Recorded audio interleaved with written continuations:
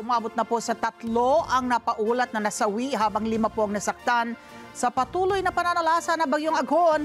Halos 20,000 individual naman po ang naapektuhan sa mga rehiyon na dinaanan ng bagyo. Ang detalye sa report ni Mar Gabriel. Mar.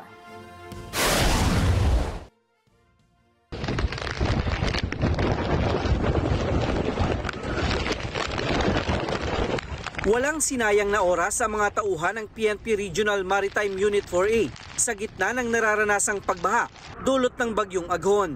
Aabot sa 21 individual o 6 na pamilya ang matagumpay na rescue nila sa barangay Dalahican sa Lucena City sa lalawigan ng Quezon. Gamit ang kanilang mga truck, mabilis na nailikas ang mga apektadong residente sa evacuation center.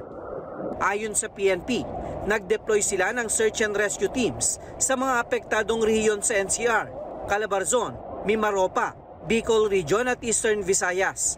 Umabot sa kabuang 3,175 na pamilya o 14,196 na individual sa mga apektadong rehiyon ang nailikas at dinala sa mga evacuation centers.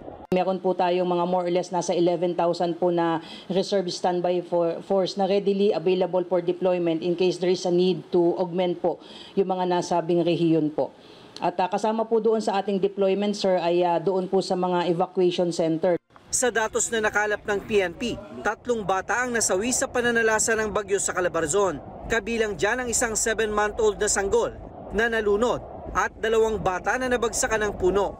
5 individual naman ang napaulat na nasugatan, 1 sa Calabarzon at 4 mula sa Bicol Region.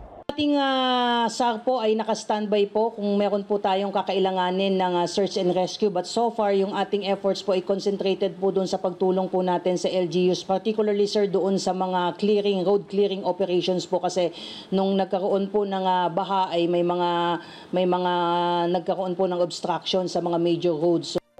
Sa datos ng NDRRMC, aabot sa 20,000 individual o mahigit sa 8,000 pamilya ang apektado ng bagyo sa NCR, Regions 4A, 4B, 5 at Region 8. Mar Gabriel, para sa Mata ng Agila, matatag, matapang, matapat.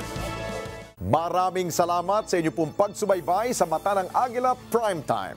Para malaman ang matatag, matapang at matapat na mga balita, i-follow lamang at mag-subscribe sa @Net25 TV.